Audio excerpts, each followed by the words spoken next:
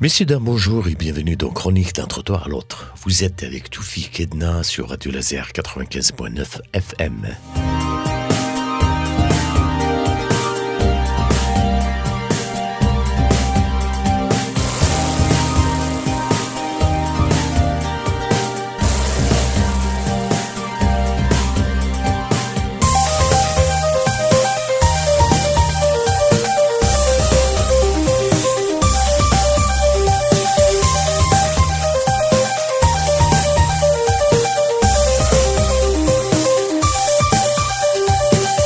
Chaque semaine, nous partons ensemble à la découverte de la ville. Pas celle des grands discours, ni des plans figés, mais celle que nous vivons au quotidien. En marchant, en levant les yeux, en observant ces détails qui paraissent insignifiants et qui, en réalité, racontent tout. Aujourd'hui, arrêtons-nous sur un élément discret mais essentiel de nos façades, le balcon. Espace suspendu entre le dedans et le dehors, le balcon n'est jamais anodin. Il prolonge l'intime, tout en s'ouvrant sur la rue, sur le quartier, sur la ville. Il peut être lieu de solitude, de confidence, de mémoire, mais aussi de rassemblement et de partage. Alors dans cette chronique, nous allons voir ce que le balcon dit de notre manière d'habiter. Hier, comme héritage architectural et scène symbolique, aujourd'hui, comme espace social et parfois oublié, demain, comme promesse de réinvention dans nos villes en quête d'air, de liens et de beauté. Marchons donc ensemble, depuis le trottoir jusqu'à ces quelques mètres suspendus pour comprendre ce qu'ils nous disent de nous-mêmes. Moi j'arrive les fleurs à la main, sous ton balcon, un soir anodin. Préférerais-tu la guitare ou la flamme d'un Roméo bizarre? Au balcon se dit tout, un mot d'amour, parfois fou rire. Au balcon, on se fait coucou, un signe en l'air et le cœur chavire. Juliette rit, Roméo s'élance, un air de fête, un peu de chance. La rue s'éclaire d'un seul regard et la nuit devient un espoir. Au balcon, on se dit tout, un mot d'amour, parfois fou rire. Au balcon, on se fait coucou, un signe en l'air et le cœur chavire. Et si De Gaulle, dans ses discours, avait glissé de mots d'amour, la foule entière aurait compris que même l'histoire commence ici. Au balcon, on se dit tout, un mot d'amour, parfois fou rire. Au balcon, on se fait coucou, un signe en l'air. Le balcon est né de la rencontre entre nécessité et invention. Dans l'Antiquité méditerranéenne, on ne parlait pas encore de balcon au sens moderne, mais déjà les maisons et les théâtres s'ornaient de galeries et de coursives, prémices d'une ouverture vers l'extérieur. Ce n'est toutefois qu'à la Renaissance que le balcon prend une place véritable dans l'architecture. Il devient décor, scène, signe de prestige. Les palais italiens et espagnols en offrent les premiers modèles. Avancés de pierre ou de bois, ornés de colonnes ou de ferronneries, comme suspendus au-dessus des places publiques. Ces balcons n'étaient pas seulement fonctionnels, ils mettaient en valeur la façade et donnaient à voir la vie de ceux qui les habitaient. Shakespeare, dans Roméo et Juliette, place Juliette à sa fenêtre. Le mot balcon n'existait pas encore en anglais à son époque, mais la tradition théâtrale a fixé l'image du balcon de Vérone.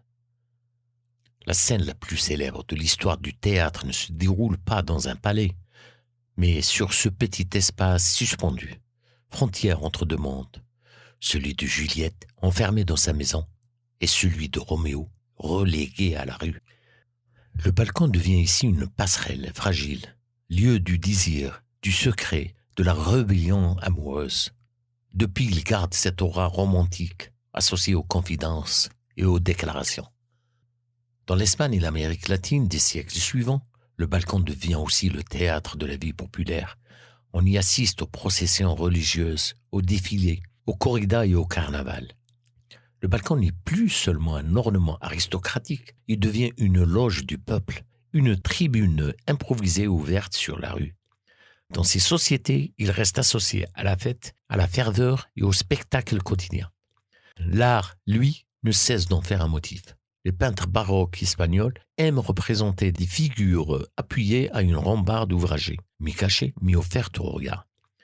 Dans la peinture orientaliste du XIXe siècle, le balcon devient aussi symbole d'exotisme. Silhouettes féminines entre ombre et lumière, filtrant leur présence à travers le décor. Le balcon, ici encore, est un théâtre. Mais c'est la politique qui lui donne sa dimension la plus spectaculaire. Le balcon est tribune. De là, les puissants apparaissent, parlent à la foule, incarnent l'autorité. L'histoire regorge d'images d'hommes et de femmes politiques se penchant vers le peuple, bras levés, voix portée. On pense aux apparitions du général de Gaulle à Alger en 1943, comme en 1958. Il choisit le balcon pour s'adresser à la foule, dans une mise en scène qui unit proximité et verticalité. Le chef est au-dessus, mais pas enfermé. Il se donne à voir, à entendre, à acclamer. Mais d'autres régimes en ont fait un instrument d'autorité.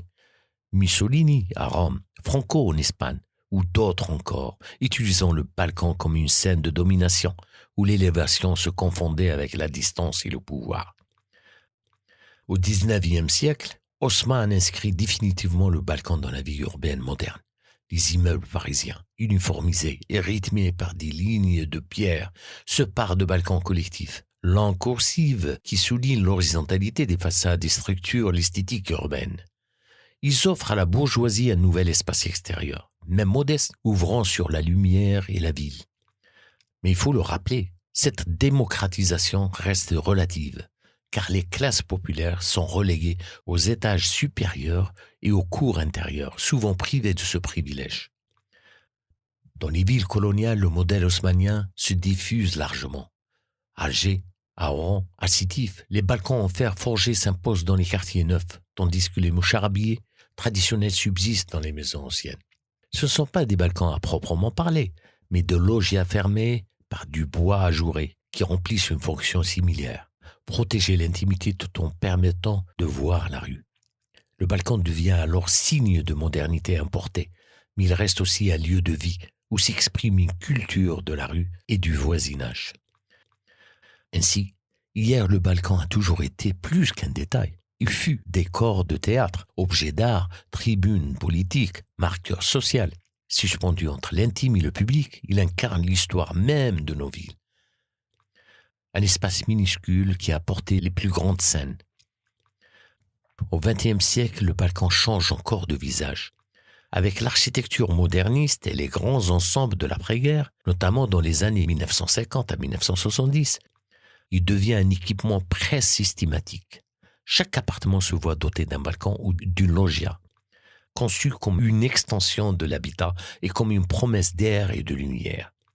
Mais à partir des années 80 et 90, beaucoup de ces espaces seront fermés, vitrifiés pour être transformés en salons supplémentaires, utilisés comme débarras ou neutralisés par des grillages. Ce qui avait été pensé comme un espace de respiration finit par perdre sa fonction, révélant la difficulté des villes modernes à maintenir l'équilibre entre l'usage réel et l'intention architecturale.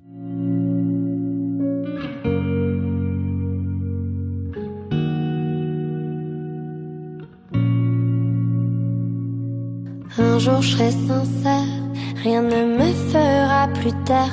C'est quand j'en fais toujours plus que je me sens moins bien que je le voulais, loin mes propres rêves, moins bien que l'ado que j'étais, que je veux rendre fier. Je vois que mon monde a perdu des couleurs, je les vois tous sourire. Mais de quoi j'ai peur? J'ai comme une envie naissante de sable chaud en décembre. Mes proches me disent t'es trop rêveuse, trop tête en l'air, faudrait redescendre. Trop tard, j'ai déjà repris la route, sac à dos et rien dans la soute. J'ai besoin de voir plus de sourires, donc laisse-moi partir. Et tout ce qui me rappelle toi, non je n'en veux pas. Si tu tu me vois partout, c'est que je suis nulle part, c'est bien trop tard. Et si je danse même loin de toi, ne me rappelle pas. Je me sens bien partout, mais chez moi nulle part, dis-moi au revoir. Montre-moi ta dextérité, montre-moi l'amour que j'aurais mérité. Si je n'étais pas si un peu plus de ça, c'est moi que tu veux ou un reflet de toi. Oui, à chaque fois c'est la même histoire. Tout est de ma faute, je ne fais pas d'effort. Tu me vois comme un monstre, une bête de foire. Tu me dis qu'on en parlera une autre fois. Trop tard, j'ai déjà repris la route, sac à dos et rien dans la soute. J'ai besoin de voir plus de sourire, donc laisse-moi partir. Et tout ce qui me rappelle toi, non, je n'en veux pas. Si tu me vois partout, c'est que je suis nulle part, c'est bien trop tard. Et si je danse même loin de toi, ne me rappelle pas. Je me sens bien partout, mais chez moi nulle part, dis-moi au revoir. Et si je danse même loin de toi, ne me rappelle pas. Si tu me vois partout, c'est que je suis nulle part, c'est bien trop tard. Et si je danse même loin de toi, ne me rappelle pas. Je me sens bien partout, mais chez moi nulle part, dis-moi au revoir. Aujourd'hui, le balcon existe encore, mais il n'occupe plus la place qu'il avait hier. Dans la plupart des villes, il s'est effacé derrière les murs, les vitres et les rideaux. Sa fonction première, relier l'intime et le public, s'est atrophiée. Regardons autour de nous. Combien de balcons sont réellement utilisés? Certains s'encombrent de chaises en plastique oubliées, de vélos rouillés, de sacs de ciment ou de vieux meubles. D'autres disparaissent derrière des vitrages, transformés en extensions malhabiles du salon. Le balcon se ferme, il se cache, il perd son souffle. Il n'est plus ce seuil vivant entre l'intérieur et la rue, mais un espace réduit au stockage, au provisoire. Dans l'urbanisme contemporain, il est souvent traité comme une obligation réglementaire plus que comme une véritable qualité de l'habitat. On ajoute un petit mètre carré de dalle et une rambarde métallique pour cocher la case logement avec extérieur. Mais qui peut vraiment s'y tenir? Ces balcons minimalistes, étroits, bruyants, exposés au vent et au regard, n'offrent ni confort ni intimité. Ils sont là pour répondre à une norme, pas pour créer un usage. L'évolution sociale renforce ce déclin.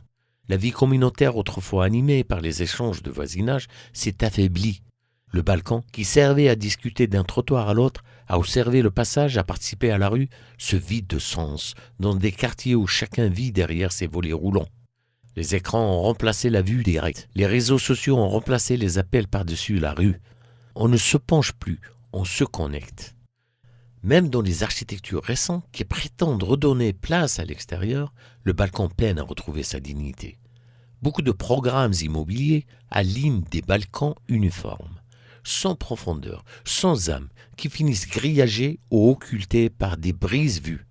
Pire encore, certaines constructions affichent de faux balcons, réduits à un simple garde-corps ou à une étroite tablette en façade.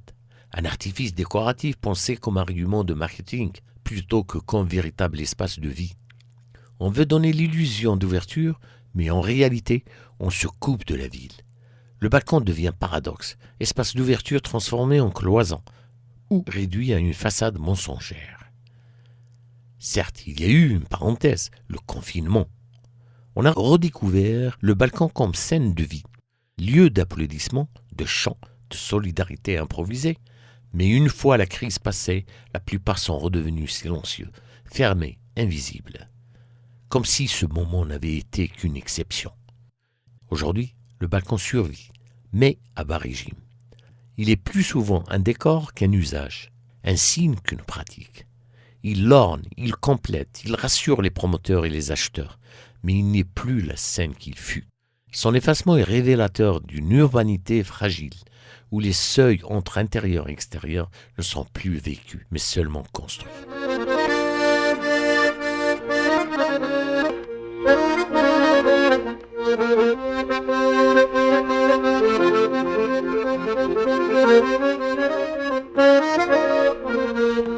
يجرون بحال وسبع زعزع البيبان وسبع نقر وقت نوميدي والرومان حتى بالنسر كلوجي فهرب لزمان. شكون يبان قلبه حديقة حيوان. الفيسبوك مع تيك توك يرحم بوك القباح قلبتهم ملوك. كلمة جاهل كانت في القهوة تتبط. قناة الذل عطدو بقى يزرع الهم. مخبي ويكتب مدرك ويطلق في السم. بس من متنكر يغنن وتطلع في الدم. الفيسبوك مع تيك توك يرحم بوك القباح قلبتهم ملوك.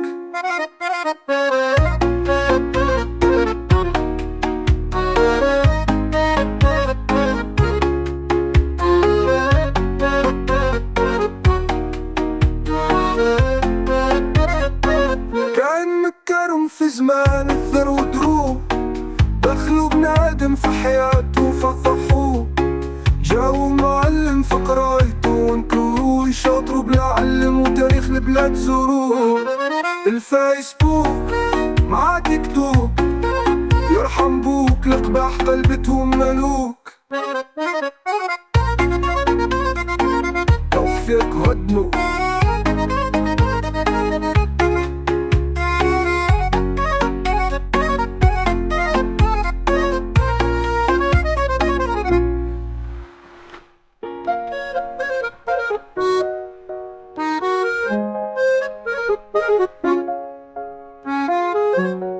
Demain, le balcon pourrait redevenir essentiel, à condition de dépasser son rôle décoratif ou réglementaire. Il peut devenir un acteur à part entière de la transformation de nos villes, car la ville de demain aura besoin de respirer. Dans un contexte de densification et de changement climatique, le balcon peut offrir cette respiration. Un morceau de ciel dans la façade, une poche de verdure suspendue, un lieu où l'on peut s'asseoir, jardiner, voir la lumière. De simples avancées en béton, il peut se transformer en véritable micro-espace écologique. Des balcons végétalisés, capables d'accueillir plantes grimpantes, petites cultures urbaines ou nichoirs, participeraient à la lutte contre les îlots de chaleur et à la biodiversité. Chaque façade deviendrait alors une mosaïque vivante. Mais le balcon de demain n'est pas seulement écologique, il est aussi social. Dans des villes marquées par l'isolement et l'individualisme, il peut recréer du lien. Pensez le balcon comme un espace de rencontre où l'on se salue, où l'on échange quelques mots, où l'on se reconnaît, c'est redonner à la façade un rôle d'interface humaine.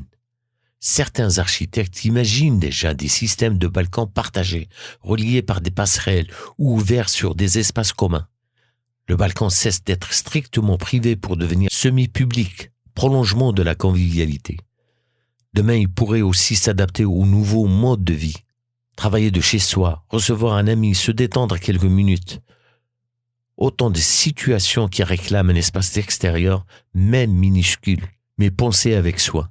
Un balcon assez propre pour accueillir une table, protégé des bruits par des dispositifs ingénieux, habillé de matériaux durables et de plantes, non pas un simple mètre carré de dalles, mais un véritable coin de vie. Le balcon de demain peut retrouver une dimension esthétique et symbolique. Trop souvent réduit à un cube standardisé, il pourrait redevenir une signature architecturale comme il l'était hier. Forme nouvelle, matériaux inventifs, jeux de transparence ou d'ombre. Il y a là un champ immense pour réenchanter les façades. Un balcon qui n'est plus seulement un espace fonctionnel, mais aussi une œuvre, une scène offerte à la ville. En somme, le balcon de demain a 3 vocations. Écologique en devenant support du vivant, social en recréant du lien entre voisins et passants, esthétique en redonnant aux façades une beauté partagée. Si nous savons lui redonner place, il ne sera plus ce détail inutile, fermé ou encombré, et redeviendra un acteur de la ville habitée, respirante, ouverte. You think I was born to ruin your life, but you did most of that before I arrived. Some things are broken when you open the box. So stop this, you've come too far, enough is enough. I wish I didn't care this much, but I do. No one knows the half of it, what you put me through. And I sometimes wonder, do you live with regret? Wish I could say I wish you the best, 'cause I used to love you. Now every day I hate you just a little more.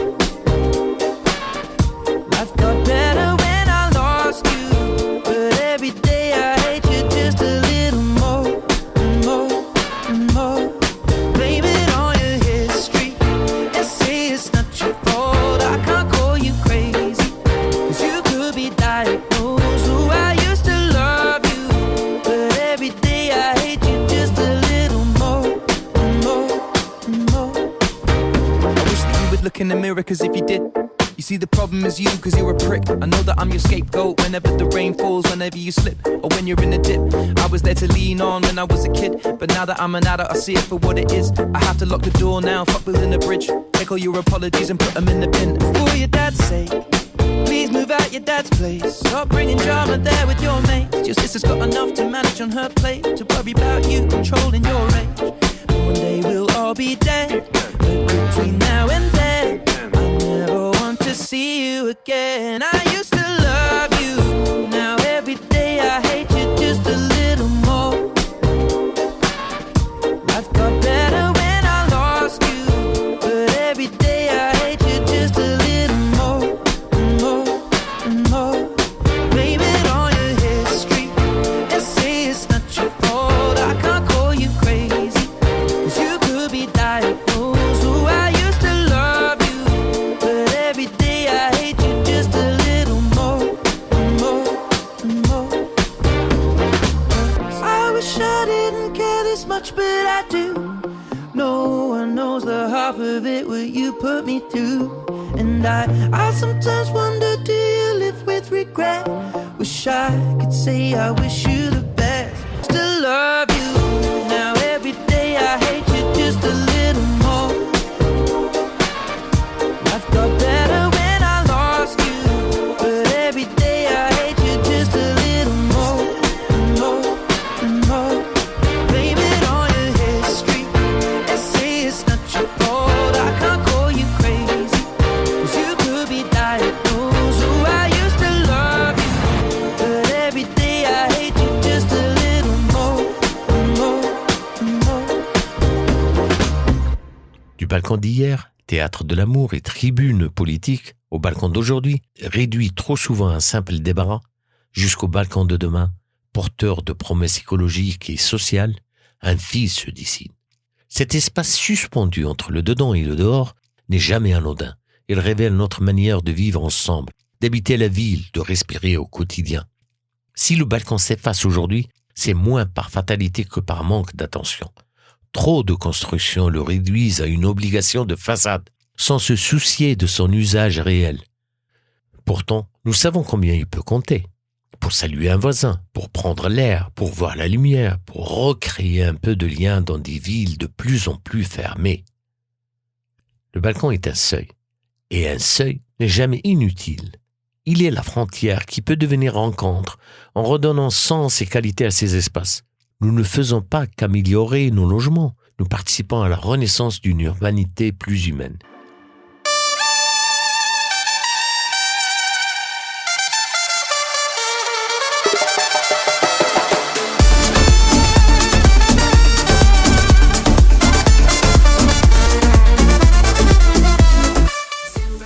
Voilà, chère auditrice, chers auditeurs, c'était l'épisode d'aujourd'hui de Chronique d'un trottoir à l'autre, ici sur Radio Laser 95.9 FM. Nous avons regardé ensemble le balcon, ce petit espace qui dit tant de choses de nos vies, de nos villes. Ce n'est qu'un détail, direz-vous, mais parfois ce sont les détails qui révèlent l'essentiel. Le balcon raconte notre rapport à la lumière, à l'air, à nos voisins. Il nous rappelle que l'architecture n'est pas seulement affaire de murs et de mètres carrés, mais aussi de relations, de regards, de seuil. Peut-être ce soir, en rentrant chez vous, lèverez-vous les yeux vers une façade ou vers votre propre balcon. Peut-être vous demanderez-vous qu'est-ce que j'y mets, qu'est-ce que j'en fais, qu'est-ce que j'y vis. Et si dans ce geste simple se cachait déjà une autre manière d'habiter la ville. Je vous remercie de votre écoute. Rendez-vous la semaine prochaine pour une nouvelle promenade urbaine entre trottoir et façade, entre passé et futur. À très bientôt et bonne journée à toutes et à tous. Bislam.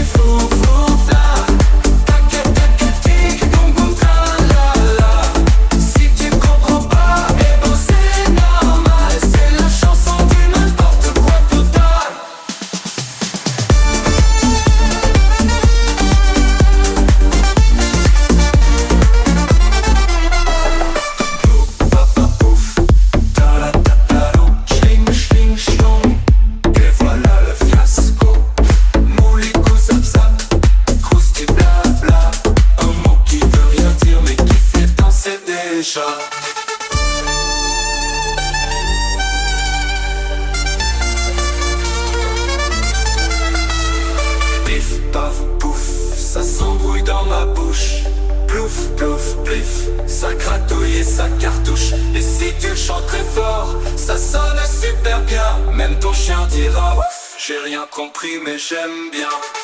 Oula oula les filles qui font ça.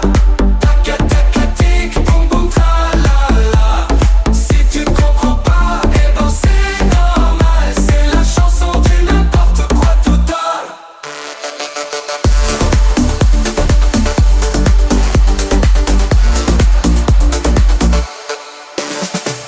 Pif paf pouf, ça s'embrouille dans ma bouche. Plouf plouf plouf plif, ça gratouille et ça cartouche. Et si tu chantes très fort, ça sonne super bien. Même ton chien dira ouf. J'ai rien compris mais j'aime bien.